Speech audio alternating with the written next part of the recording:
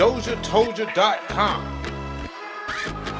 You know, what's life worth living like if you're not chasing your dreams, if you're not doing what you really love? You know, you're completely just like, I would say, like, before I give up on my dreams and give up on what I want to do, like being an artist and making music and connecting with my people, I'd rather just, like, I would die before that. I took a one way out to LA and I ain't going back. Daydreaming about what I'll be one day, 30,000 feet up on the airplane. Yeah, can't breathe, can't talk, try pulling myself out of water. Take me, I'm lost, still calling out to anyone out there. What's up, y'all? Wix Patton, about to break down my song Everything's So Clear with DOZHATOLDYA. Check it out. Beverly Hills ain't so far, not everything's so clear. What's life without living? I don't know. Before I give up on The song was produced by Scatterbrains and Mason Sachs and Jason Mader. Just some incredible guitar players and producers. We did this song in, where was it? We did it in Burbank, California. And so that was our first day there.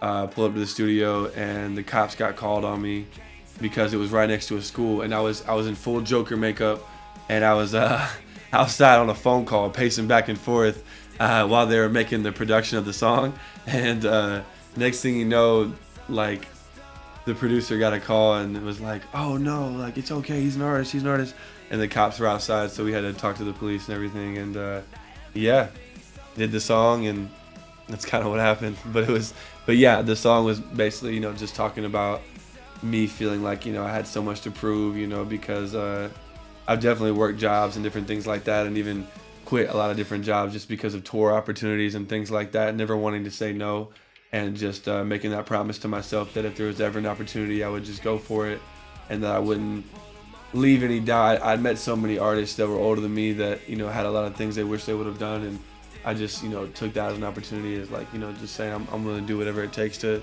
live the life I want to live and spend that time doing what I truly love. So just no matter what happens, good or bad, just keep going and know that it's all for a greater purpose.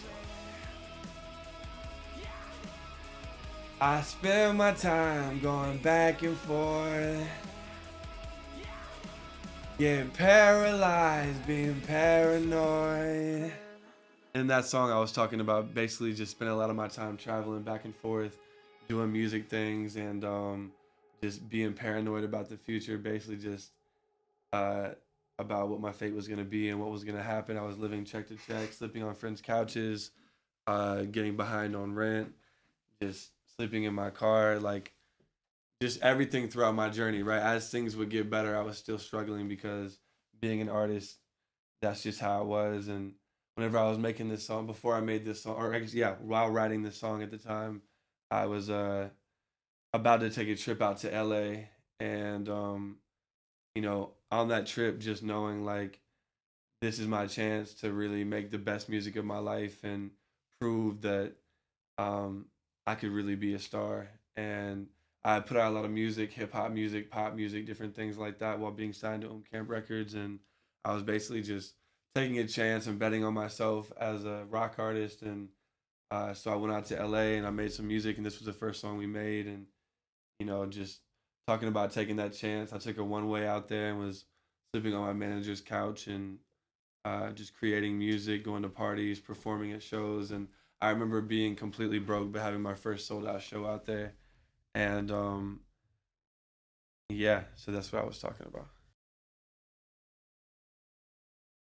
Can't breathe, can't talk, try pulling myself out of water. Take me, I'm lost, still calling out to anyone out there. Basically just talking about like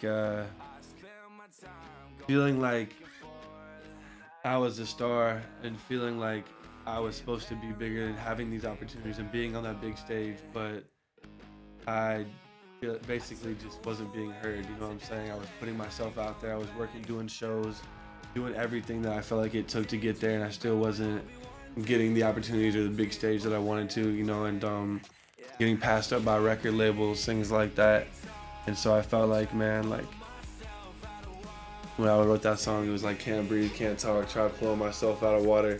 So it was like, you know, trying to take this last chance, going on a one-way trip to LA and proving that this is what I was meant to do with my life. I told you once I'm a star, I'll get us out of here. I'm talking about my relationship. I'm talking about to my family. I'm talking to my friends. I'm talking to myself mainly. Like, I'll get us out of here. In the music video, you see I'm going so hard to perform, and you know, I'm so nervous backstage, and the whole time I'm performing, I end up, you know, it shows the crowd and it's just me performing to myself. And so it's like, I guess a lot of it is like getting over that mental battle, you versus you, and just doing the things that are necessary to get to where you want to go, and not being so focused on like being where you want to be overnight.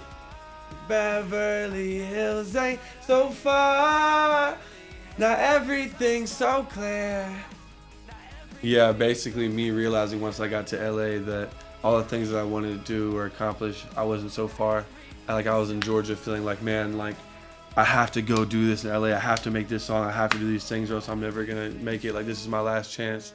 And then I got there and realized that like all the things I was doing, it was effortless. It was like nothing, and it was you know, the parties, the shows, working with big artists, being around certain celebrities, being around certain labels, being in these certain atmospheres, certain things like that. I realized that I was a lot closer to my dream and to what I really wanted than, you know, how I was feeling back home.